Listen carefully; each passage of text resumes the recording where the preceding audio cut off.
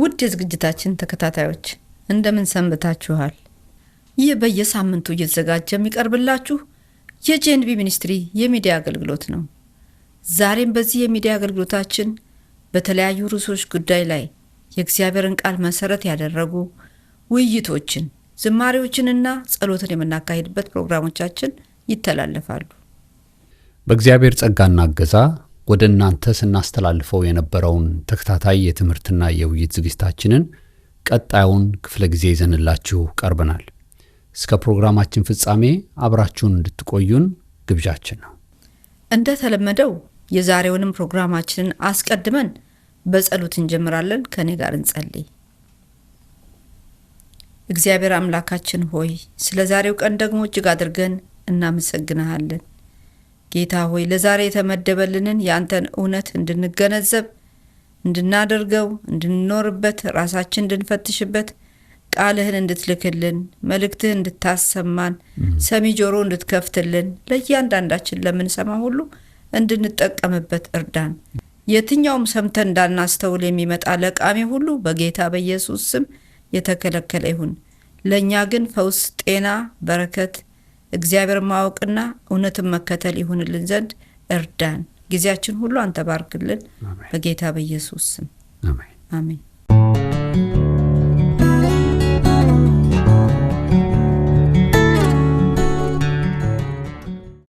ኢየሱስ አስቸጋሪ ሰዎችንና ሁኔታዎችን እንዴት ያልፋቸው ነበር በሚል ዋና የመነሻ ርዕስ ላይ ወደ እናንተ ስናስተላልፍላችሁ የነበረውን ቀጣዩን ክፍል ይዘንላችሁ መተናል።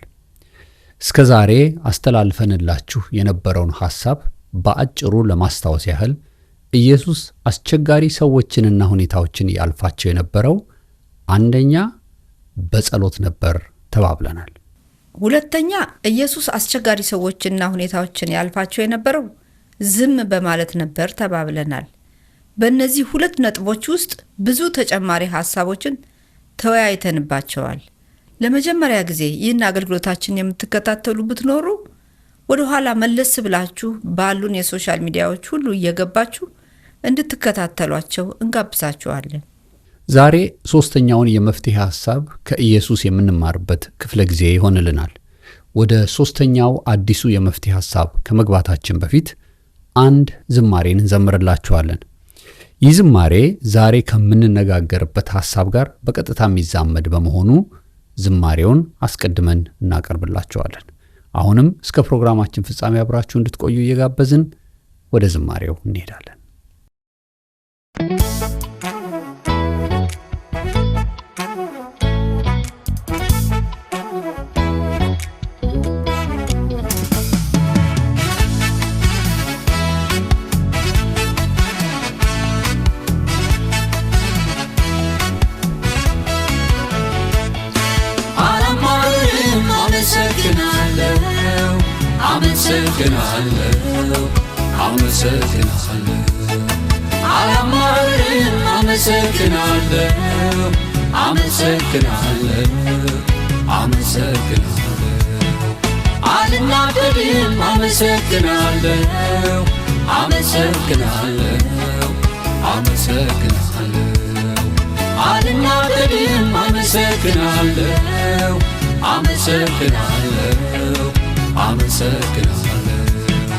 ሁሉም ደህና ነው ደህና፣ ሁሉም ደህና ነው ደህና። እኔ አላወራም ስንፍና፣ የሞተው ይነሳልና። ሁሉም ደህና ነው ደህና፣ ሁሉም ደህና ነው ደህና፣ ሁሉም ደህና ነው ደህና። እኔ አላወራም ስንፍና፣ የጎደለ ይሞላልና። ሁሉም ደህና ነው ደህና፣ ሁሉም መልካም ነው መልካም፣ ሁሉም መልካም ነው መልካም። ዛሬ ሁሉም ባይሳካም እኔስ በአምላኬ አልሰጋም። ሁሉም መልካም ነው መልካም፣ ሁሉም ደህና ነው ደህና፣ ሁሉም ደህና ነው ደህና። እኔ አላወራም ስንፍና፣ የጥጋብ ዘመን አለና። ሁሉም ደህና ነው ደህና።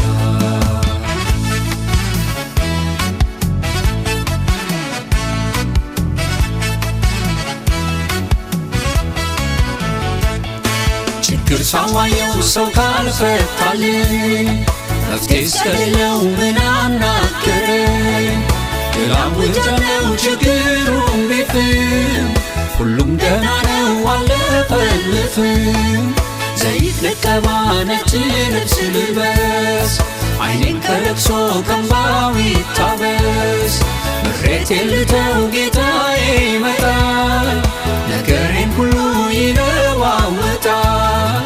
አላማርርም አመሰግናለሁ አመሰግናለሁ አመሰግናለሁ። አላማርርም አመሰግናለሁ አመሰግናለሁ አመሰግናለሁ። ሁሉም ደህና ነው ደህና ሁሉም ደህና ነው ደህና።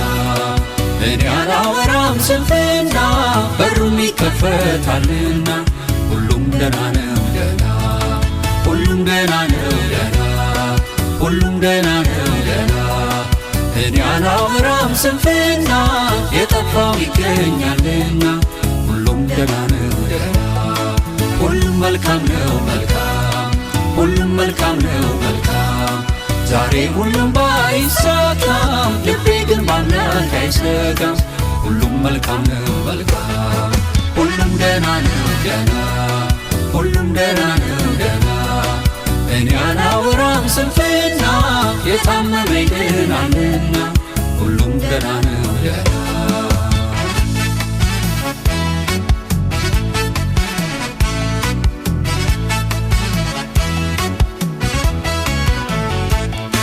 ስላለሁበት ካልተናገርኩኝ ሰይጣን አያውቅም ምን ላይ እንደሆንኩኝ። ስለዚህ ደህና ደህና ነው እያልኩኝ ለአምላኬ ብቻ እናገራለሁኝ። ምስጢሬን ለእርሱ እየተናገር በጠላቴ ፊት እየተደሰት ማንም ሳይሰማ ምን ላይ እንዳለው ተከናውኖልኝ ተጠፍናለሁ። አልናደድም አመሰግናለሁ አመሰግናለሁ አመሰግናለሁ። አልናደድም አመሰግናለሁ አመሰግናለሁ አመሰግናለሁ። ሁሉም ደህና ነው ደህና ሁሉም ደህና ነው ደህና። እኔ አላወራም ስንፍና የሞተው ይነሳልና። ሁሉም ደህና ነው ደህና ሁሉም ደህና ነው ደህና ሁሉም ደህና ነው ደህና። እኔ አላወራም ስንፍና የጎደለ ይሞላልና። ሁሉም ደህና ነው ደህና ሁሉም መልካም ነው መልካም ሁሉም መልካም ነው መልካም። ዛሬ ሁሉም ባይሳካም እኔስ በአምላኬ አልሰጋም። ሁሉም መልካም ነው መልካም ሁሉም ደህና ነው ደህና ሁሉም ደህና ነው ደህና። እኔ አላወራም ስንፍና የጥጋብ ዘመን አለና። ሁሉም ደህና ነው ደህና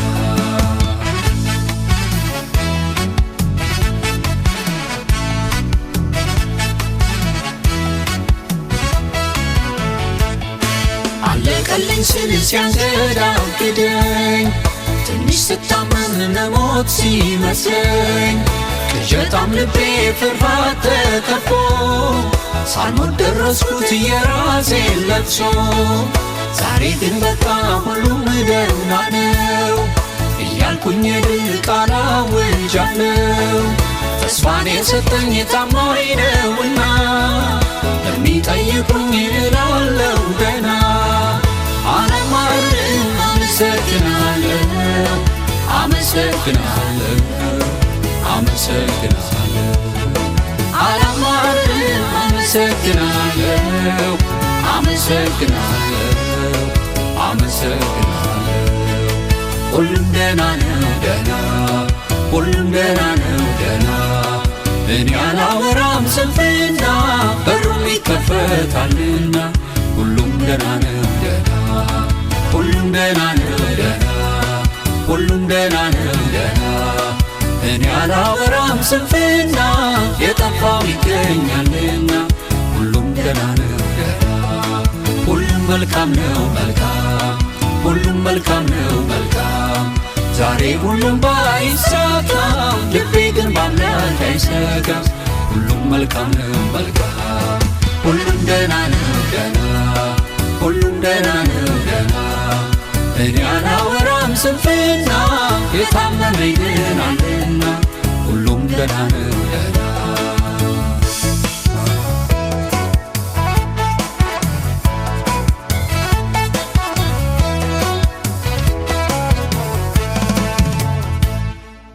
ስለነበረን የዝማሬ ጊዜ ጌታ እናመሰግነዋለን።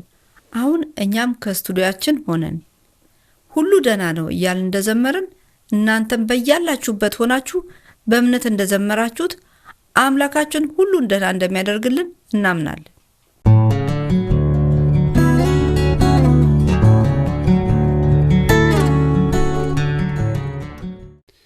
ኢየሱስ አስቸጋሪ ሰዎችንና ሁኔታዎችን እንዴት ያልፋቸው ነበር ለሚለው የመወያያው ጥያቄያችን ዛሬ ከጌታ የምንማረው ሶስተኛው መፍትሄውን ነው። ኢየሱስ አስቸጋሪ ሰዎችና ሁኔታዎችን ያልፋቸው የነበረው ሁሉንም ነገር ለአብ በጸሎት በመናገር ነበር። በባለፉት ጥናቶቻችን ኢየሱስ አስቸጋሪ ሰዎችንና ሁኔታዎችን በዝምታ ያልፋቸው ነበር የሚለውን የመፍትሄ ሐሳብ ላይ በጥልቀት እንደተወያየን ታስታውሳላችሁ። ዛሬ የምንመለከተው ደግሞ ምንም ኢየሱስ በአስቸጋሪ ሰዎችና ሁኔታዎች ፊት ዝም ቢልም ሁሉን ነገር ግን ለአብ ይናገር ነበር የሚለው ደግሞ ዛሬ የምናጠናው ሶስተኛው የመፍትሄ ሐሳብ ነው። መቼስ ባለፉት ሳምንታት ዝም ማለት እንዳለባችሁ ብዙ ስንነግራችሁ ቆይተን አሁን ደግሞ ተናገሩ ስንል ግራ ሊገባችሁ አይገባም። ምክንያቱም ዝም ማለት የሚገባን በአስቸጋሪ ሰዎችና ሁኔታዎች ፊት እንጂ ለአባታችን እየሆነብንና እየገጠመን ስላለ ጉዳይ ሁሉ አንድም ሳናስቀር መናገር አለብን። ምክንያቱም ዝም ማለት የሚገባን በአስቸጋሪ ሰዎችና ሁኔታዎች ፊት እንጂ ለአባታችን እየሆነብንና እየገጠመን ስላለ ጉዳይ ሁሉ አንዱንም ሳናስቀር ለአባታችን መናገር ተገቢ ስለሆነ አያችሁ፣ የኛ ትልቁ ችግራችን በአስቸጋሪ ሰዎችና ሁኔታዎች ፊት ዝም ማለት ያቅተናል። እንዴት እንዲህ ይባላለሁ፣ እንዴት ይህ ነገር ይገጥመኛል እያልን ዝም ከማለት ይልቅ ስለገጠመን ነገር ሁሉ ለማይመለከታቸው ሳይቀር እንለፈልፋለን። ያኔ ደግሞ ለበለጠ አስቸጋሪ ሰዎችና ሁኔታዎች አሳልፈን ራሳችንን እንሰጣለን። ኢየሱስ በገጠሙት በተለያዩ ችግሮችና ሁኔታዎች ውስጥ ጸሎት አይለየውም ነበር። እስቲ ጥቂት ጥቅሶችን እያወጣን እንንገራችሁ። የማቴዎስ ወንጌል ምዕራፍ 4 ከቁጥር 1 እስከ 2 ከዚህ በኋላ መንፈስ ቅዱስ ኢየሱስን በዲያብሎስ ይፈተን ዘንድ ወደ ምድረ በዳ ወሰደው። 40 ቀንና 40 ሌሊት ከጾመ በኋላ ተራበ ይላል። በዚህ ክፍል ሲነበብ እንደሰማችሁት ኢየሱስ 40 ቀንና 40 ሌሊት ሁሉ ሲራብ ዝም ብሎ የረሃብ አድማ እንዳደረገ ሰው አልነበረም የነበረው። በዚህ የ40 ቀንና ሌሊት ጾም ውስጥ ይጸልይ እንደነበረ በብዙ ማረጋገጥ እንችላለን።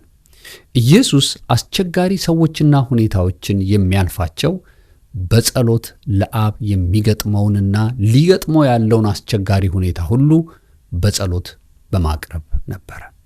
አስቸጋሪ ሰዎችና ሁኔታዎች ሲገጥሙን በዋናነት ጉዳዩን የሚያባብሰው ነገር ዝም ማለት አለመቻላችን እንደሆነ ባለፈው በነበረን ጥናታችን ላይ በሰፊው ተነጋግረናል። ዛሬ የምናተኩረው ለማን መናገር እንዳለብን በማወቃችን ላይ ነው። ይህንን ባለፈው ስናጠና በዋናነት ምሳሌያችን አድርገን የምንወስደው ኢየሱስን እንደሆነ የተስማማን ቢሆንም ከብሉይና ከአዲስ ኪዳን የጥቂት ሰዎችን ሕይወት አንስተን ደግሞ በዚህ ጉዳይ ላይ የነበራቸውን የሕይወት ልምምድ እንካፈላለን። ዘጸአት ምዕራፍ 14 ከቁጥር 10 እስከ 16 ፈርዖን በቀረበ ጊዜ እስራኤላውያን ቀና ብለው ተመለከቱ፣ እነሆ ግብፃውያን ይከታተሏቸው ነበር። እነርሱም በታላቅ ፍርሃት ወደ እግዚአብሔር ጮኹ። እነርሱም ሙሴን እንዲህ አሉት፣ በምድረ በዳ እንድንሞት ያመጣህን በግብፅ መቃብር ቦታ ጠፍቶ ነውን? ከግብፅ አውጥተህ ምን አደረግንህ? በግብፅ ሳለን ተወን እባክህ፣ ግብፃውያንን እናገልግል አላልንህም ነበርን? በምድረ በዳ ከምንሞት ግብፃውያንን ብናገለግል ይሻል ነበር። ሙሴም ለሕዝቡ መለሰላቸው፣ አትሸበሩ፣ ጸንታችሁ ቁሙ። እግዚአብሔር ዛሬ የሚያደርግላችሁ መታደግ ታያላችሁ። ዛሬ የምታዩቸውን ግብፃውያን ዳግም አታዩቸውም። እግዚአብሔር ስለ እናንተ ይዋጋል። እናንተ ያለባችሁ መታገስ ብቻ ነው። ከዚያም እግዚአብሔር ሙሴን እንዲህ አለው፣ ለምን ትጮሁብኛላችሁ? ይልቅስ እስራኤላውያንን ወደፊት እንዲጓዙ ንገራቸው። ውሃውን ለመክፈል በትርህን አንሳና እጅህን በባህሩ ላይ ዘርጋ። እስራኤላውያን በባህር ውስጥ በየብስ ይሻገራሉ ይላል። አያችሁ፣ ይህ አሁን የተነበበልን ጥቅስ ብዙ የሚያስተምረን ነገር ይዟል። በምንባቡ ውስጥ እየጮሁ ያሉት ሕዝቡ ብቻ ይመስላሉ። እንደውም ሙሴ በከበባቸው አስደንጋጭ ነገር ውስጥ የተረጋጋ ሰው ይመስል ነበር። ምክንያቱም ለሕዝቡ እየሰጣቸው ያለው መልስ ሙሴን ሁኔታው የረበሸው አይመስልም። ሙሴ በእርግጠኝነት ከእግዚአብሔር ዘንድ መፍትሄ እንዳለ ለሕዝቡ ይነግራቸው ነበር። ሙሴ ግን ለካ ዞር ብሎ እግዚአብሔር ፊት እየጮኸ ነበር። ምክንያቱም እኛ ቃሉን ስናነብ ሕዝቡ የሚጮሁ እንጂ ሙሴ እየጮኸ አይመስልም። ግን ሙሴ ዞር ብሎ አምላኩ ፊት እየጮኸ ነበር። ስለዚህ እግዚአብሔር ለሙሴ ሲመልስለት ለምን ትጮሁብኛላችሁ ብሎ ሲናገረው እናነባለን። አያችሁ፣ የፈለገ ቢሆን ሙሴ በአምላኩ ፊት እንጂ በሚያስቸግሩት ሰዎችና በሚያስቸግረው ሁኔታ ፊት እየጮኸ አልነበረም። የእኛ ነገር ደግሞ ከዚህ ተገላቢጦሹ ነው። ባስቸገሩንም ሰዎች ፊትና ባስቸገረን ሁኔታ ፊት እንጮኻለን፣ ወደ አምላካችን ግን አንጮኽም። እንግዲህ የዛሬው ትምህርታችን ዋናው ጉዳይ እዚህ ነጥብ ላይ ነው። ጩኸታችንን በትክክል ሰምቶ መፍትሄን በሚሰጠን አምላካችን ፊት እንጮህ። እስቲ አሁንም የአንዲት ሴትን ታሪክ እንመልከት። በአንደኛ ሳሙኤል ምዕራፍ 1 ከቁጥር 9 እስከ 10 እንደዚህ ነው የሚለው። አንድ ጊዜ በሴሎ ሳሉ ከበሉና ከጠጡ በኋላ ሐና ተነስታ ቆመች። በዚያ ጊዜ ካህኑ ኤሊ በእግዚአብሔር ቤተ መቅደስ መቃን አጠገብ በወንበር ላይ ተቀምጦ ነበር። ሐናም በነፍሷ ተመርራ አብዝታ በማልቀስ ወደ እግዚአብሔር ጸለየች ይላል። ሐና ልጩ ካለች ብዙ የሚያስጨዋት ነገር አለ። ነገር ግን ሐና ጉዳዩን ከአምላኳ ጋር ነው ያደረገችው። ይህችን ሴት ደግሞ ልዩ የሚያደርጋት ጩኸቷንና ድምጿን ፈጽሞ ልትሰሙት አትችሉም። ነገር ግን ከንፈሯ ብቻ ሲንቀሳቀስ ታዩታላችሁ። ለዚህ እኮ ነው ካህኑ ኤሊ ሰክራ አፏን የምታንቀሳቀስ የመሰለው። ግን ምንም ድምጿን ሳታሰማ ውስጧ ብቻ የታመቀ ጩኸቷን ለአምላኳ አሰምታ ሰማያትን ሰንጥቆ ጸሎቷ ተሰማላት። ሁላችንም ታሪኩ እንደምናውቀው ሳሙኤልን የመሰለ ታላቅ ብላቴናን እግዚአብሔር ሰጣት። ስለዚህ ጩኸታችን ወደ አስቸገረን ነገር ላይ አይሁን። ጩኸትን ሰምቶ ጸሎትን ወደሚመልሰው አምላክ ብቻ እንጩ። ያኔ መልሳችን ፈጥኖ ድላችንም አምሮ ይመጣልናል። ውድ የዝግጅታችን ተከታታዮች፣ ይህ እውነት ከሁላችንም ሊሰወርብን ፈጽሞ አይገባም። እስከ ዛሬ ወደማይጮህበት እየጮህን ጉልበታችንን፣ ጊዜያችንን፣ ኃይላችንን ጨርሰናል። ከዚህ በኋላ ወደ ተቸገርንባቸው ሰዎችና ሁኔታዎች ሳይሆን ወደ አምላካችን እንጩህ፣ እርሱ ይሰማናል። እስቲ አንድ ሌላ ክፍል እናንብብላችሁ። ክፍሉ ትንሽ ረዘም ያለ ቢሆንም ባጭሩ ታሪኩ ላይ ብቻ ትኩረትን የሚያደርግልንን ያለውን ያንን ቃል ብቻ እናነበዋለን። አንደኛ ነገሥት ምዕራፍ 18 ከቁጥር 30 እስከ 39 ነው። እንደዚህ ይላል። ከዚያም ኤልያስ ሕዝቡን በሙሉ ወደ እኔ ቅረቡ አላቸው። ሕዝቡም ወደ እርሱ ቀረቡ። እርሱም ፈርሶ የነበረውን የእግዚአብሔርን መሠዊያ ሠራ። ከዚያም ኤልያስ ስምህ እስራኤል ይባላል ተብሎ የእግዚአብሔር ቃል በመጣለት በያዕቆብ ልጆች ነገድ ቁጥር ልክ 12 ድንጋይ ወስዶ በድንጋዮቹም ለእግዚአብሔር ስም መሥዋዕት ሠራ። በመሠዊያውም ዙሪያ 15 ሊትር ውሃ የሚይዝ ጉድጓድ ቆፈረ። እንጨቱን ረበረበ። የወይፈኑንም ሥጋ በየብልቱ ከቈረጠ በኋላ በእንጨቱ ላይ አኖረው። ከዚያም ውሃ በ4 ጋን ሞልታችሁ በመሥዋዕቱና በእንጨቱ ላይ አፍስሱ አላቸው። ደግሞም እንደገና ጨምሩበት አላቸው። እነርሱም ጨመሩበት። 3ኛም ጨምሩበት ሲል አዘዛቸው።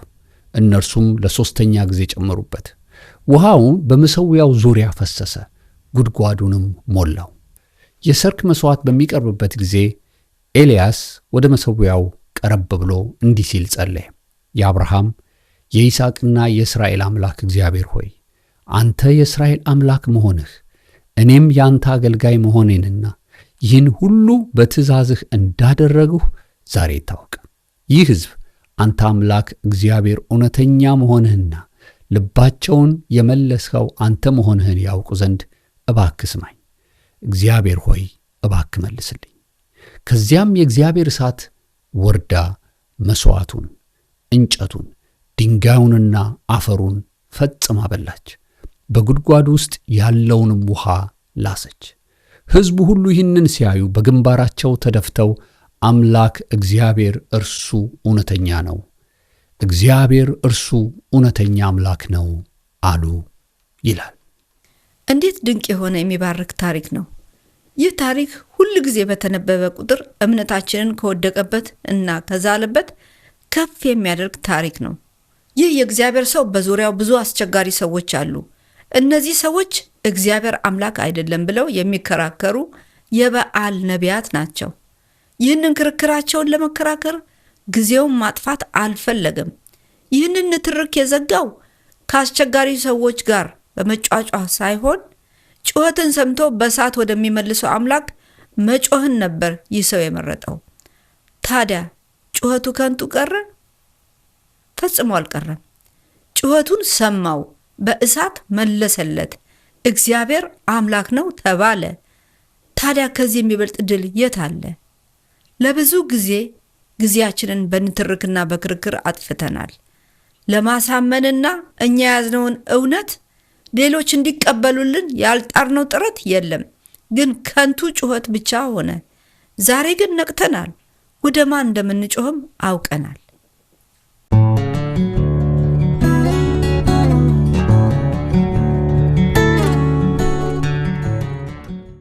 እንግዲህ የዛሬው ዋናው የመልእክታችን ዋናው ነጥብ ባለፉት ተከታታይ ዝም በሉ።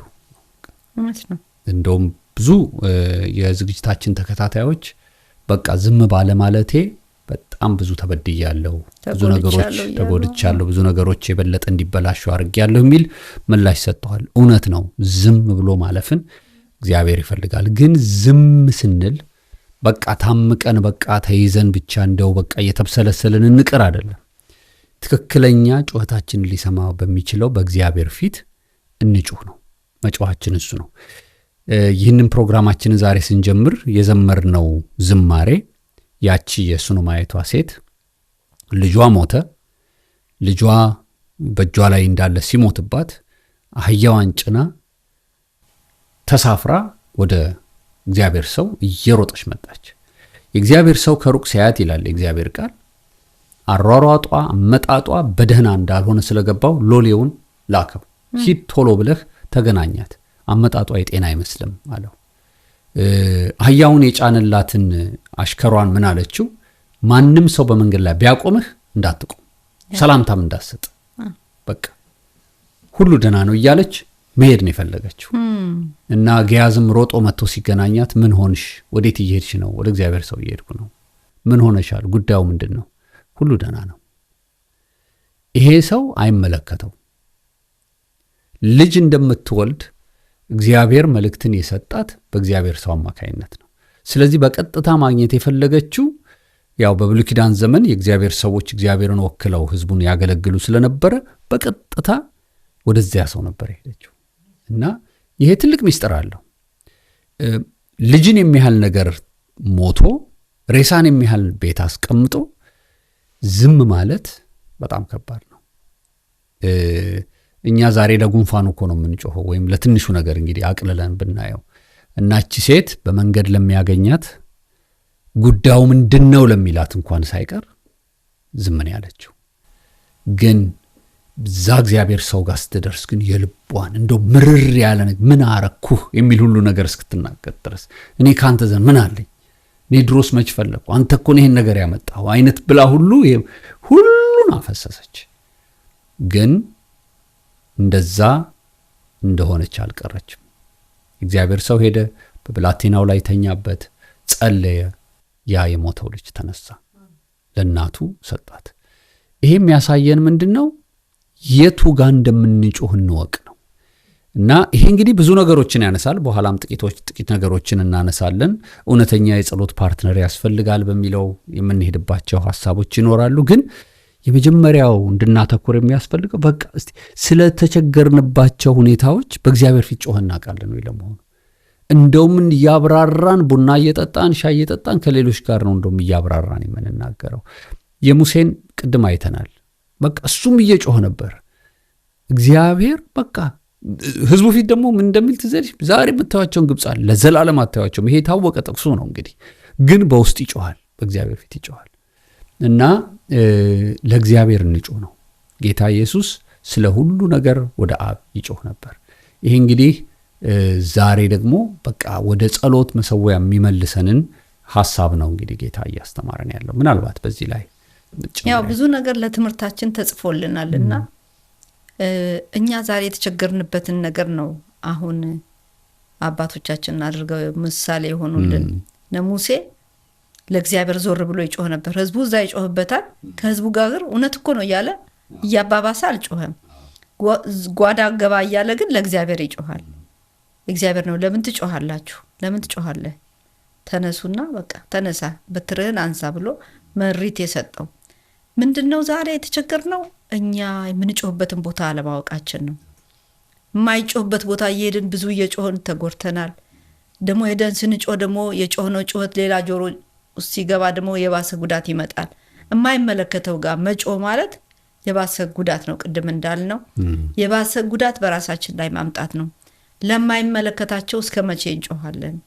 አንዳንዴ ያቅተንና ሆድ የባሰው ሰው ዝም ብሎ ለሚዘረግፈው የምንዘረግፋቸውን ነገሮች ቀስ እያልን መተው፣ የማይዘረገፍበት ቦታ ባንዘረግፈው፣ እግዚአብሔር ግን ፊት ሁሉ ነገራችንን ብናፈሰው፣ ከተቻለ ቅድም እንደዘመርነው በጠላታችን ፊት ደስተኛ የሆንን ማስመሰል አይደለም።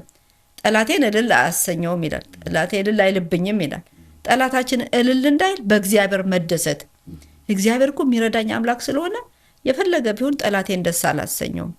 እግዚአብሔር ረዳቴ ነው። ዛሬ በዚህ ውስጥ ባልፍም ነገ ረድቶኝ በሌላ ማንነት እወጣለሁ ብለን በእግዚአብሔር ደስተኛ መሆናችንን በጠላታችን ፊት መግለጥ አለብን እና እግዚአብሔር ይረዳናል፣ ያግዘናል። በእርሱ ከተማመንን ደግሞ ድልን እናገኛለን። ሁሉ ደህና ነው ማለታችን ማስመሰል አይደለም። ሁሉ ደህና ነው ስንል ደህና የሚያደርገው ትልቁ አምላክ ከኛ ጋር ስላለ ነው። ደህና አይደለም እኮ ሴትዮዋ ሞቶባታል። የሞተውን ግን የሚያስነሳው እሱ ራሱ እንደተናገረ እሱ ራሱ ያስነሳዋል ብላ ነው ወደሚመለከተው የሮጦችው። ወደሚመለከተው መሮጥ መልመድ መቻል አለብንና ያልቻልናቸውን ነገሮች የሚያስችለው ጸጋ እንዲለቀቅልን እየጠየቅን እግዚአብሔር እንደሚረዳን አምነን ሁሉን ደህና ነው ማለት አንደበታችንን ብናስለምደው። አንደበታችን አቅቶታል ደህና ነው ማለት። በዚህ ብንተጋ ብዬ አስባለሁ። በጣም በእውነት ቅድምም ያነሳናት የሐና ጸሎትም በጣም የታወቀ ነው። መቼስ ከንፈሯን ታንቀሳቅስ ነበር ማለት ቤት ችግር አለ፣ በጣም ትጨነቃለች፣ በጣም ታዝናለች። እንደውም ባሏ እኔ ከ10 ልጆች አልበልጥብሽም ወይ በቃ የምትፈልጊውን ሁሉ ላርግልሽ ይላታል። ግን ሐዘኗ ከሷ ሊወጣ አልቻለም። ወደ እግዚአብሔር ቤት ስትሄድ ሁሌ በሐዘን ነው የምትሄደው እና የዛን ቀን ጩኸቷ ግን ይለይ ነበር። የውስጥ ጩኸት ነበር። ጩኸቷ ደግሞ ተበለጥኩ አይደለም። ይኸው ጣውንቴ ብዙ ልጅ እየወለደች ነው፣ እኔ ግን አንድ ልጅ የለኝምም አይደለም። ግን አንድ ጮኸች፣ ብትሰጠኝ እሰጥሃለሁ። ይሄ እንግዲህ ከብዙ ምሬቶች ከብዙ ሐዘኖች ውስጥ ተጨምቆ የወጣ ጩኸት ነው። ግን እሷን የሚለየው ደግሞ ምንድነው? ድምጿ አይሰማም፣ ከንፈሯ ነው የሚንቀሳቀሰው እና ሰካራም መሰለችው ይላል ይሄ ካህን።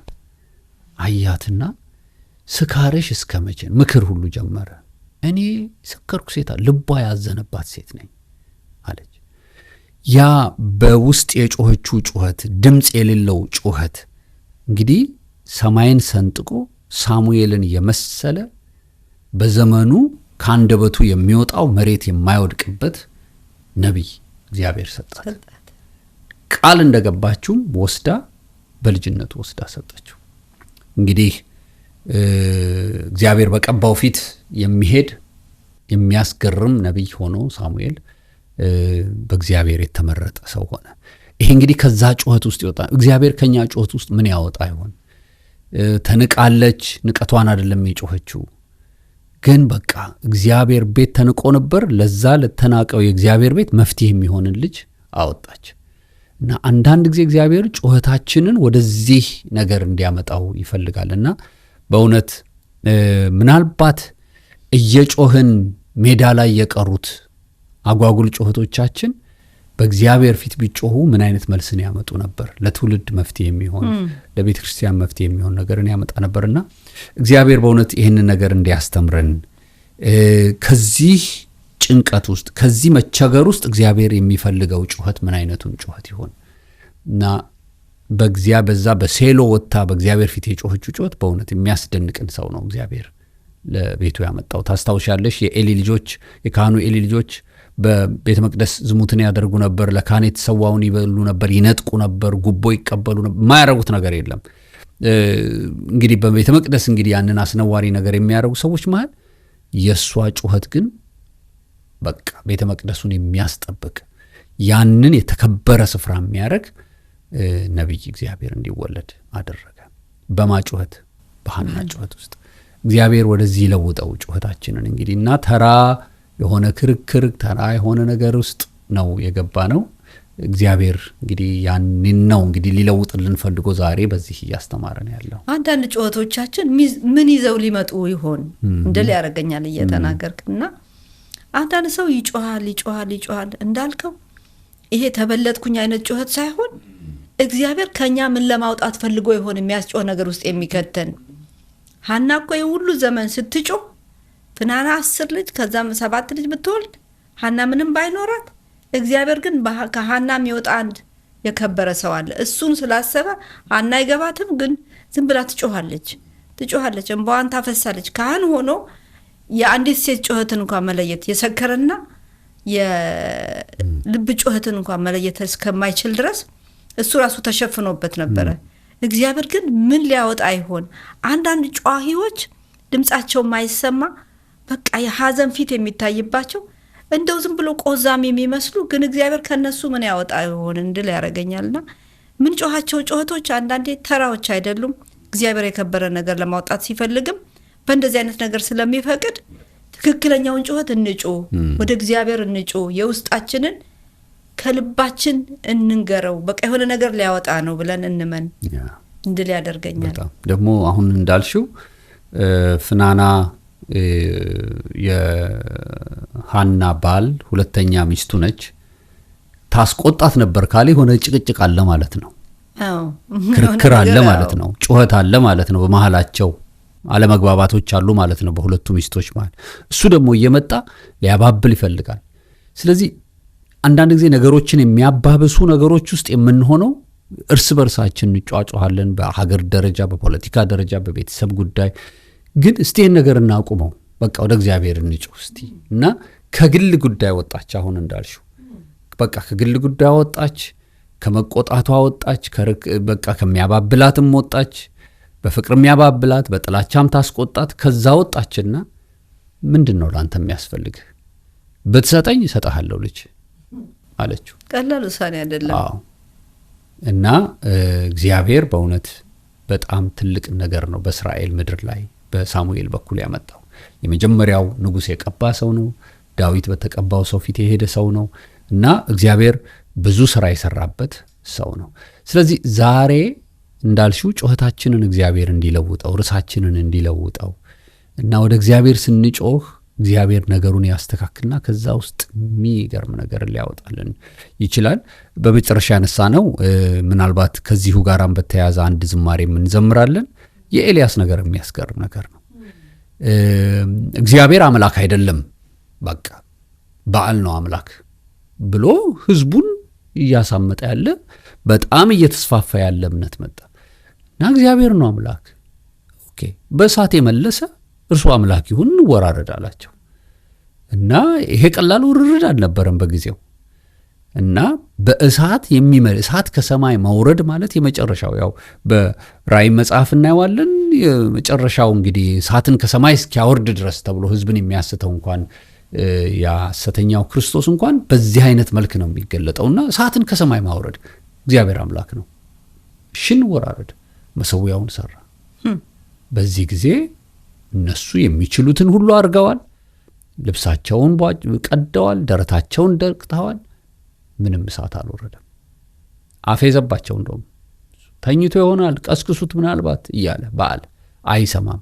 ስለዚህ በእነርሱ አምላክ እንዳፌዘ የእርሱም አምላክ ሊፌዝበት ነው ማለት ነው እሳቱን ካላክና እባክህ እስራኤል አምላክ ሆይ እባክህን ስማኛል። ይሄ ህዝብ ይወቅ በቃ አንተ አምላክ መሆንን። እኔ ተከራክሬ አላድነውም ይህን ህዝብ ነው እና አንዳንዴ ተከራክረን ለማሳመን የምንጥራቸው ጥረቶችና ኤልያስ የሄደበት መንገድ በጣም የሚገርም ነው። በቃ ወደ እርሱ ነው የጮኸው።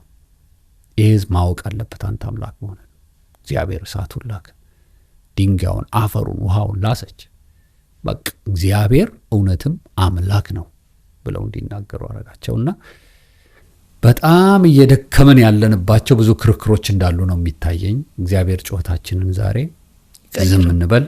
አስቸጋሪ ሰዎች፣ አስቸጋሪ ሁኔታዎች እያለፍን ነው፣ ግን ጩኸታችን ወደ እግዚአብሔር ይሁን የሚል ነው። አሜን አሜን።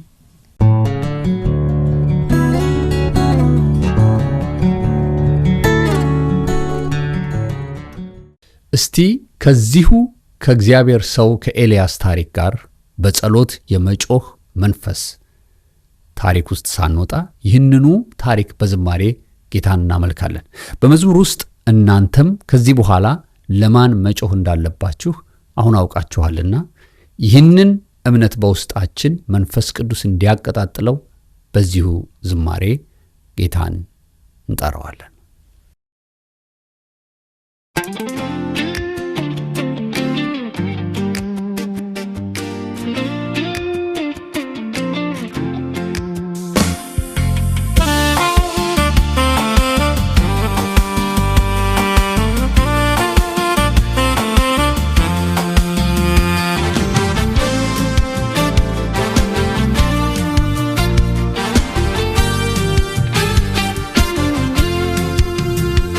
ተወራረድኩብህ ጌታዬ ይሰማል ብዬ፣ ተወራረድኩብህ ጌታዬ ያየኛል ብዬ፣ ተወራረድኩብህ ጌታዬ እሱ አለኝ ብዬ፣ ተወራረድኩብህ ጌታዬ ያው ነው ብዬ፣ ተወራረድኩብህ ጌታዬ ያድናል ብዬ፣ ተወራረድኩብህ ጌታዬ ያስነሳል ብዬ፣ ተወራረድኩብህ ጌታዬ አምላክ ነው ብዬ፣ ተወራረድኩብህ ጌታዬ ያው ነው ብዬ።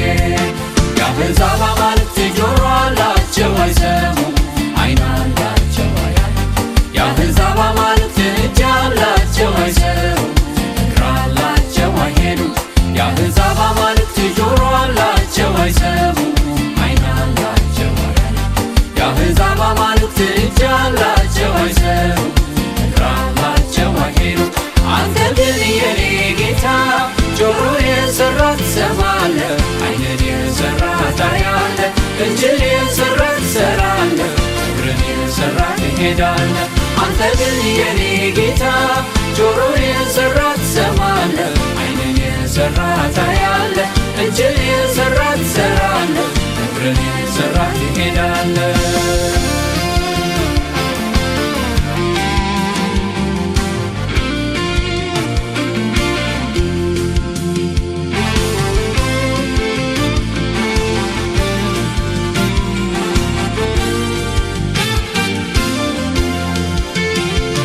አምላኬ በእሳት ይመልሳል ብዬ ተወራረድኩና ቀርሜሎስ ተራራ ወጣው ከበዓል ነቢያቶች ጋር።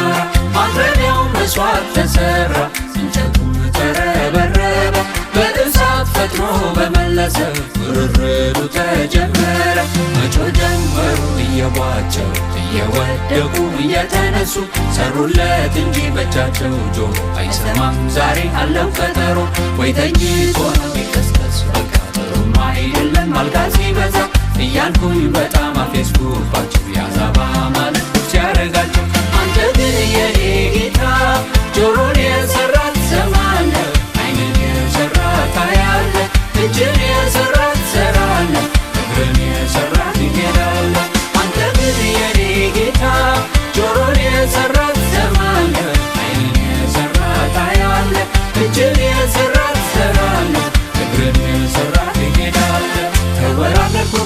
ጌታዬ ይሰማል ብዬ ተወራረድኩብህ ጌታዬ ያየኛል ብዬ ተወራረድኩብህ ጌታዬ እሱ አለኝ ተወራረድኩብህ ጌታዬ ያው ነው ብዬ ተወራረድኩብህ ጌታዬ ያድናል ብዬ ተወራረድኩብህ ጌታዬ ያስነሳል ብዬ ተወራረድኩብህ ጌታዬ አምላክ ነው ብዬ ተወራረድኩብህ ጌታዬ ያው ነው ብዬ የአሕዛብ አማልክት ጆሮ አላቸው አይሰሙም ዓይን አላቸው አያዩም የአሕዛብ አማልክት እጅ አላቸው አይሰሩም እግር አላቸው አይሄዱም የአሕዛብ አማልክት ጆሮ አላቸው አይሰሙም ዓይን አላቸው አያዩም የአሕዛብ አማልክት እጅ አላቸው አይሰሩም እግር አላቸው አይሄዱም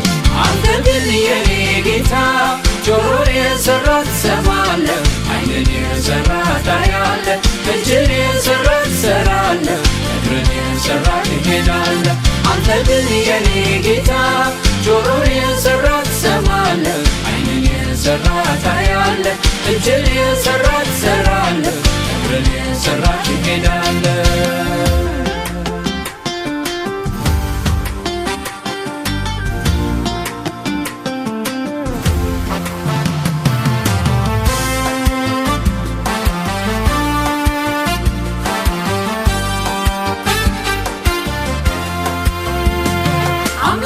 መስማቱ ሊፈተሽ የኔም ደግሞ ተራ ደረሰ የነዛ ጩኸትና ዋይታ ለአምላካቸው ስላልደረሰ መስዋዕትን ሠራሁ አበጃጀው ብዙ ውሃንም ጨማመሩ የአምላኬን እሳት አያጠፉ ውሃን አስሬ ቢሞክሩ አልዋጨሁም በስቀናም አላልኩ እንደነሱም አልተንደባለል ስሙን ስጠራ ገና ካፌ እርካከብ ነበር ከስትንፋሴ ማንንም ከቶ ማያሳፍር ያልኩትን ሁሉ ሳያጓድል እሳቱን ፈጥኖ ሰደደልኝ ሰሚኑ አምላክ ተባለልኝ አንተ እኮ የኔ ጌታ ጆሮን የሠራ ትሰማለህ ዓይንን የሠራ ታያለህ እጅን የሠራ ትሠራለህ እግርን የሠራ ትሄዳለህ አንተ እኮ የኔ ጌታ ጆሮን የሠራ ትሰማለህ ዓይንን የሠራ ታያለህ እጅን የሠራ ትሠራለህ እግርን የሠራ ትሄዳለህ ተወራረድኩብህ ጌታዬ ይሰማል ብዬ ተወራረድኩብህ ጌታዬ ያየኛል ብዬ ተወራረድኩብህ ጌታዬ እሱ አለኝ ብዬ ተወራረድኩብህ ጌታዬ ያው ነው ብዬ ተወራረድኩብህ ጌታዬ ያድናል ብዬ ተወራረድኩብህ ጌታዬ ያስነሳል ብዬ ተወራረድኩብህ ጌታዬ አምላክ ነው ብዬ ተወራረድኩብህ ጌታዬ ያው ነው ብዬ የአሕዛብ አማልክት ጆሮ አላቸው አይሰሙም ዓይን አላቸው አያዩም የአሕዛብ አማልክት እጅ አላቸው አይሰሩም እግር አላቸው አይሄዱም የአሕዛብ አማልክት ጆሮ አላቸው አይሰሙም ዓይን አላቸው አያዩም የአሕዛብ አማልክት እጅ አላቸው አይሰሩም እግር አላቸው አይሄዱም አንተ ግን የኔ ጌታ ጆሮን የሠራ ትሰማለህ ዓይንን የሠራ ታያለህ እጅን የሠራ ትሠራለህ እግርን የሠራ ትሄዳለህ አንተ ግን የኔ ጌታ ጆሮን የሠራ ትሰማለህ ዓይንን የሠራ ታያለህ እጅን የሠራ ትሠራለህ እግርን የሠራ ትሄዳለህ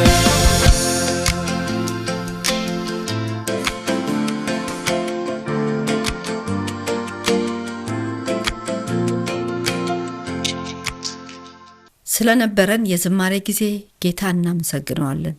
እውነት ነው፣ ሰምቶ በሚመልሰው አምላክ እንወራረድበታለን። ዛሬ ልትወራረዱበት የምትፈልጉት ጉዳይ ይኖራችሁ ይሆን?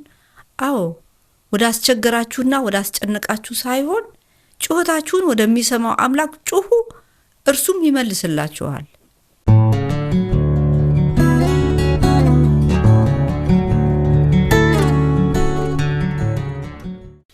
እንግዲህ በዋናነት የዛሬው ርዕሳችን ኢየሱስ አስቸጋሪ ሰዎችና ሁኔታዎችን እንዴት ያልፋቸው ነበር ለሚለው ሶስተኛው ምላሻችን እየተነጋገርነው ያለው ይህም የኢየሱስ ሌላኛው የመፍትሄ መንገድ ወደ አስቸገሩት ሰዎችና ሁኔታዎች ሳይሆን ወደ አብ ይጮህ ነበር የሚል የመፍትሄ ሐሳብ ተነጋግረናል። ከብሉይ ኪዳንም አንስተን የተመለከትናቸው ሰዎች ያስቸገራቸው ጉዳይ ላይ ሳይሆን መፍትሄ ወደሚሰጣቸው አምላክ ነበር ይጮሁት የነበረውም ተባብለናል። ማሰሪያ የሚሆኑልንን ጥቂት ጥቅሶችን ከአዲስ ኪዳን ተመልክተን የዛሬው መሰናዷችንን እናበቃለን። ፊልጵስዩስ ምዕራፍ 4 ቁጥር 6 በነገር ሁሉ በጸሎትና በምልጃ ከምስጋናም ጋር ልመናችሁን በእግዚአብሔር ፊት አቅርቡ እንጂ ስለ ማንኛውም ነገር አትጨነቁ ይላል። ከዚህ ቃል በላይ ምን ዋስትና እናገኛለን? በቃ በእግዚአብሔር ፊት አቅርቡ እንጂ ስለ ማንኛውም ነገር አትጨነቁ ተብለናል። ይህ ታላቅ ቃል ነው። ያዕቆብ ምዕራፍ 1 ቁጥር 5 ከናንተ ማንም ጥበብ ቢጎለው ሳይነቅፍ በልግስና ለሁሉም የሚሰጠውን እግዚአብሔርን ይለምን ለእርሱም ይሰጠዋል ይላል። ይህ ጥቅስ ደግሞ አንድ የጎደለን ነገርን አንስቶ ነው የልመናችንን አቅጣጫ የሚጠቁመን። ያም ጥበብ ነው። መቼስ ጥበብን የማይፈልግ ማንም የለም። ዓለማችን አሁን የደረሰችበት ሁኔታ ላይ የደረሰችው በራሷ ተጠባይ መስላት ይሆናል። ነገር ግን የትኛውም ጥበብ ከእግዚአብሔር ለመሆኑ ምንም አጠራጣሪ አይደለም። ስለዚህ ሰው ጥበብ ቢጎለው በልግስና የሚሰጠውን አምላኩን ይለምን። ወደ ሰው ሳይሆን ጥበብን ወደሚያፈልቀውና ሳይሰስት ወደሚሰጠው አምላኩ ይለምን። አንደኛ ጴጥሮስ ምዕራፍ 5 ቁጥር 7 እርሱ ስለ እናንተ ስለሚያስብ የሚያስጨንቃችሁን ሁሉ በእርሱ ላይ ጣሉት ይላል። የሚያስጨንቀንን ነገር ተሸክመነው ከቀረን ይጥለናል። ነገር ግን እኛን ሳይጥለን ቀድመን በአምላካችን ፊት በጸሎት ከጣልነው እንተርፋለን። ጣሉት የተባልነውን ነገር ለምን አንጠልጥለና ተሸክመነው እንደምንዞር ፈጽሞ አይገባም። በቃ ጣሉት ተብለናል፣ እንጣለው። ማቴዎስ ወንጌል ምዕራፍ 11 ቁጥር 28 እስከ 30 እንደዚህ ይላል፣ እናንተ ሸክም የከበዳችሁና የደከማችሁ ሁሉ ወደ እኔ ኑ፣ እኔም ዕረፍት እሰጣችኋለሁ። ቀንበሬን ተሸከሙ፣ ከእኔም ተማሩ፣ እኔ በልቤ የዋህና ትሑት ነኝና ለነፍሳችሁም ዕረፍት ታገኛላችሁ። ቀንበሬ ልዝብ ሸክሜም ቀላል ነውና ይላል። እንግዲህ ይህ ጌታ ነው ሊያሳርፈን።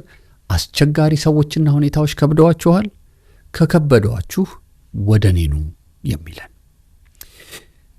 እስካሁን ያነበብናቸው የአዲስ ኪዳን ጥቅሶች በጣም ማረጋገጫዎች ናቸው። ወደ ሌላው አትጩሁ፣ ወደ እኔ ጩሁ። የሚያስጨንቃችሁን እኔ ጋር አምጡ። መቼስ እንዲህ አይነት ግብዣ፣ እንዲህ አይነት የነፃ ስፍራ ተዘጋጅቶልን ነገሩን አምቀን ተሸክመን ለምን በብዙ እንግልት ውስጥ እንደምንቆይ በእውነት የሚገባ ነገር አይደለም እንዳለው ነው። መጨረሻ ላይ እንድናነሳው የምፈልገው አንድ ነጥብ አለ። እሺ ወደሚያስቸግሩኝ ሰዎችና ወደሚያስቸግረኝ ሁኔታ ሳይሆን ወደ እግዚአብሔር እጮኻለሁ። ብቻዬን ነው የምጮኸው ወይስ ከሌሎች ጋር አብሬ መጮህ አለብኝ ብለው የሚያስቡ ሰዎች አሉ። አዎ ነቢዩ ሳሙኤልን የወለደችው እኮ ሐና ብቻዋን ነው የጮኸችው። አዎ ብቻችንን ልንጮህ ይገባናል።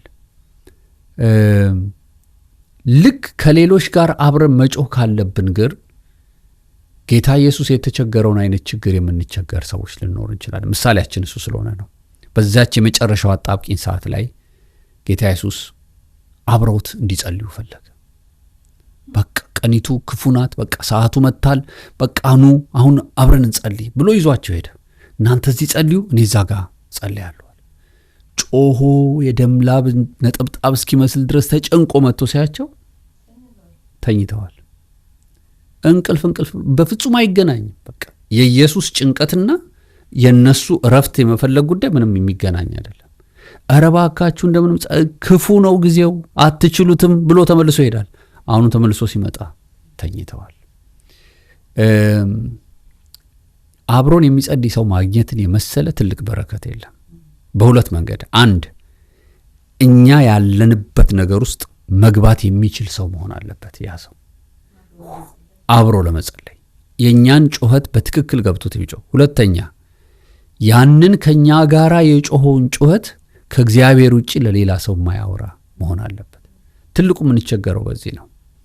ብዙ ጊዜ የገንዘብ፣ የእድር፣ የእቁብ የተለያዩ ነገሮችን ቢዝነስን አብሮ መስራት እንችላለን። ለመጸለይ ግን እንቸገራለን። ራሱ ትግልም ስላለው ሊሆን ይችላል። ግን በዋናነት የልብ ሰው አግኝቶ ያንን በውስጣችን የተሸከምነውን ሸክም መልሱ ከላይ እስኪመጣ ድረስ አብሮን የሚቃትት ሰው ማግኘት በጣም ከባድ ነው። ዛሬ በጣም ብዙ ሰዎች ተጎድተው የሚነግሩን የሚያወሩን በእኛም ሕይወት የገጠመን አለ። በጣም አስጨናቂ ጉዳይ ነው። አስቸጋሪ ጉዳይ ውስጥ ነን ያለነው። ያንን የጸሎት ርዕሳችንን ግን የጸሎት ርዕሱ ለሌላ ሰው ሲተላለፍ በማየታችን ሁለተኛ ከሰው ጋር አልጸልይም ብለው ጸሎትን የሚሸሹ ብዙ ሰዎች አሉ። ስለዚህ ለካ አብረሹም ለምትጸልዩ ሰው መጸለይ የሚያስፈልጋል። እግዚአብሔር ሆይ ስጠኝ ትክክለኛ የሆነ የኔን የልብ ነገር ወደ አንተ ሊያቀርብ የሚችል የሚያግዘኝ ሰው ያስፈልጋል ብለን መጸለይ ያለብን። ስሜታችን የሚገባው ሰው ካልሆነ እውነት ነው አብሮ ከማንም ሰው ጋር አብሮ መጸለይ አስቸጋሪ ነው። የኢየሱስ ያለበት ሁኔታ ደቀ መዛሙርቱ እነ ጴጥሮስ አልገባቸውም። ሰዓቱ ደርሶ እየነገራቸው የሰው ልጅ ታልፎ ይሰጣል፣ ሊሰቀል ይገባዋል እያለ አሁን በቃ ያ ሰዓት እንደደረሰ ነግሯቸውም አይነቁም። እነሱ ሌላ ዓለም ውስጥ ነው ያሉት። ወደዛ ግንዛቤም አልደረሱም። ስለዚህ እነሱ በታላቅ እንቅልፍ ላይ ናቸው። ግን ኢየሱስ ብቻውን ተጨንቆ ያንን ሰዓት ተወጥቶታል በጸሎት። አንዳንዴ ሰው ከጠፋ ብቻ መጸለይ ተገቢ ነው። ብቻ ባለ መጸለይም ያንን ሰዓት ማለፍ ማቃትም ይኖራል። ሰው ከተገኘ ከሰው ጋር አብሮ ይጸለያል። እንዳልከው የሚጸልይ ሰውን ማግኘት በጸሎት ነው ራሱ፣ እንዲሁም አይመጣም። እንደተባለው ለብዙ ሰው ጸሎት ርዕሳቸውን ሲነግሯቸው ሄደው ለሌላ ሰው ርዕሱን በማካፈል ለእግዚአብሔር ከመንገር ይልቅ ለሰው በመንገር አንዳንዱም እንደውም በወሬ ነው እንደው ጸልዩለት እስቲ እንዲህ ነገር እያለፈ ነው ብሎ በዚህ መንገድ በቃ ለእግዚአብሔር ነው የሚጮህ አይባልም። እሱ ራሱ ስህተት ነው። ጸልይልኝ ብሎ የነገረኝን ሰው ወስጄ ለሌላ ሰው ከነገርኩበት ሌላ ቀን አያምነኝም ማለት ነው። እንደዚህ አይነት ስህተቶች ምክንያቱም ጸልይልኝ እኮ ብለሽ የምትነግሪው ወደ እግዚአብሔር አብረኛ አጫጫይ ነው። ግን ወደ ሰው ካስተላለፍ ነው ምን ተቀበል ከላይ ችግር ላይ ነው። ስለዚህ እስቲ ጸልዩለት አይባልም። ሰውየው ባለ ጉዳዩ ራሱ ጸልዩልኝ ብሎ ካልተናገረ፣ ለብዙዎች ካልተናገረ የተነገረው ሰው ታማኝ መሆን መቻል አለበት። ወደ እግዚአብሔር ብቻ ራሱ እንዲያቀርብ ነው የተጠየቀው። ራሱ ነው ማቅረብ ያለበት። በዚህ ስህተት ብዙ ሰዎች ብዙዎችን ጎድተዋል። እዚህ አብሮ ለመጸለይም ያልተቻለው በእንደዚህ አይነት የስህተት ጩኸት ምክንያት ነው። ለማይገባው ሲጮህ ነው። ስለዚህ ብዙ የሰራናቸው ያበላሸናቸውን ነገሮች እንደዚህ አይነት ሰዎች ማስተካከል ይገባቸዋል። እንደው በዚሁ አጋጣሚ ማለፍ የሌለብን አእምሮዬ ስለመጣ ነው ትጨርሻለሽ ሐሳብሽን። ግን ይሄ ካልሹ ጋር በጣም እዚህ ጋር ብንሰካው ጥሩ ነው ብዬ ነው። ጸልዩልኝ በማለት የሚታዘንልን የሚመስልን ሰዎች አለን። ማለት ሰው ማካዘንልን በቃ ሰው አዘነልን አለቀ። እግዚአብሔር ማለት አሁን እኔ ጸሎት ርዕስ አቀርብ በዚህ ጉዳይ ላይ በጣም ጸሎት ፈልጋለሁ። ብቻዬን መጮህ አልችልም። በቃ አብሮኝ የሚጮህ ሰው ፈልጋለሁ። ስለዚህ አብረሽኝ ጮህ እላለሁ። ይሄንኑ ዝብዬ ማውጅ ከሆነ ምንድነው ጥቅሙ ነው? አሁን በዋናነት ልናተኩር የሚገባን ጩኸትን ሰምቶ ለሚመልሰው እግዚአብሔር መናገር አለብን። እና ሰዎች አንዳንድ ጊዜ የጸሎት ርዕስን በማቅረብ ይታዘንላቸዋል። እሱ አይነት ስሜት ውስጥ መውጣት አለብን። በቃ እግዚአብሔር ይመልስልኛል። አንዱ ይሄ ነው። ሁለተኛው ደግሞ ምንድነው? ሰዎች ከራሳቸው መምጣት አለበት የሚለውን እንደ አቋም መውሰድ አለብን። ይሄ ሰው ለሌሎችም ሰዎች ንገሩልኝ፣ በጸሎት መታገዝ ፈልጋለሁ ካለ የዚህን ሰው ፈቃድ አግኝተናል። ስለዚህ ለብዙ ሰዎች መናገር እንችላለን። ቢተላለፍም ጤናማ ነው። ግን አንዳንድ ጊዜ ሰዎችን ሁሉ የሚጎዳ ከጸሎት እስኪርቁ ድረስ ሁለተኛ የጸሎት ህብረት ውስጥ አልመጣም፣ ሚስጥሬን እኔ በሚስጥሬ ነገርኳቸውን ይጸልዩልኛል ብዬ ታማኞች ናቸው ብዬ ሰጠሁትን እንዲወጣ አድርገዋል በሚል በሚያዝኑበት ሁኔታ ላይ ነው እኛ እየተቃወመን ያለ ነው። ስለዚህ ይህንን በደንብ ባላንስ አድርገው እንዲሰሙን ብዬ ነው። ጸሎት አካሄዱ ወደ እግዚአብሔር እስከሆነ ድረስ ወደ እግዚአብሔር የሚነግረው ሰው የታመነ ሆኖ መንገር ነው ያለበት እንጂ ወደ ሰዎች መንገር የለበትም። ይሄ ዋነኛ አቋም መሆን አለበት። እንደዚህ የሚያወሩ ሰዎችም በጸሎት ርዕስ ሐሳብ የሚያወሩ ማቆም አለባቸው። ይሄ መጥፎ ባህሪ ነው። አይባልም፣ በፍጹም አይባልም። ጸልዩለት እስቲ አይባልም። ጸልዩልኝ ይበል ባለ ጉዳዩ። ስለዚህ በእንደዚህ አይነት ወሬ የተሞሉ ጸላይ የሚመስሉ ግን የማይጸልዩ ሰዎች መጠንቀቅ አለባቸው። ይሄ ያስጠይቃል። ለምንናገረው የሰውን ሕይወትም ማፍረስም መጉዳትም ስለሚሆን እና ጸሎት ምን ማለት እንደሆነ በራሱ ካላወቁ ስለ ጸሎት በደንብ ብቻቸውን ማጥናትም መማርም መጸለይም አለባቸው። ራሳቸው እግዚአብሔር ሆይ ጸሎት አስተምረኝ እኮ አሉ ደቀ መዛሙርቱ ራሳቸው። እና ስንጸልይ ምን ማለት እንዳለብን ዛሬ መማር አለብንና የጸሎትን እውነተኛ አካሄድ መንገዱ እንዲገባን ያስፈልጋል ብዬ አምናለሁ። አዎ እግዚአብሔር ይመስገን። እንግዲህ በዚህም ሆነ በዛ ዝም በሉ። መናገር ካለባችሁ ግን በእግዚአብሔር ተናገሩ። እውነት የኢየሱስን ባህሪ የምንወስደው በዚህ ነው።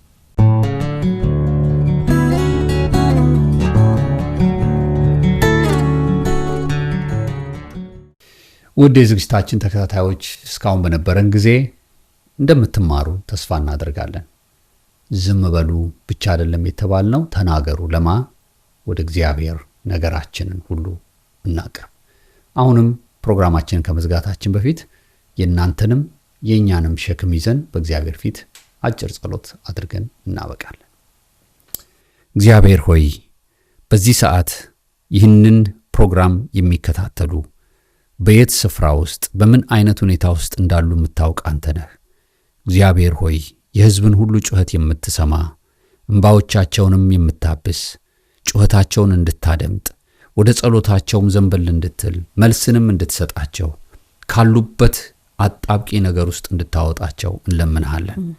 በእነርሱም ድካም ይሁን እግዚአብሔር ሆይ በጠላታቸውም ዲያብሎስ ፈተና ይሁን፣ ነገር ግን ከያሉበት ከወደቁበት ማጥ ውስጥ ጎትቶ የሚያወጣው እጅህ ይላክላቸው። እግዚአብሔር ሆይ ባስቸገሯቸው ሰዎችና ባስቸገሯቸው ሁኔታዎች ላይ ድልን ስጣቸው። ለእኛም እንዲሁ እንድታደርግልን እንለምንሃለን። በኢየሱስ ስም አሜን።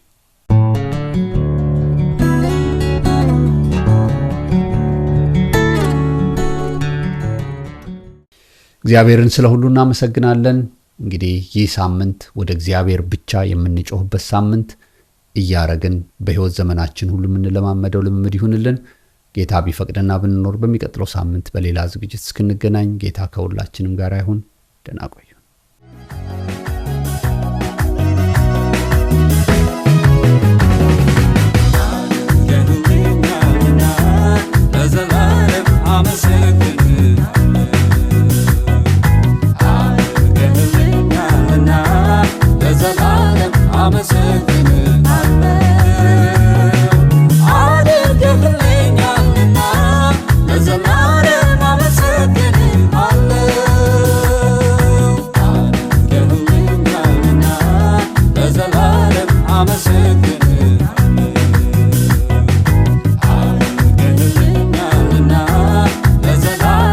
I'm a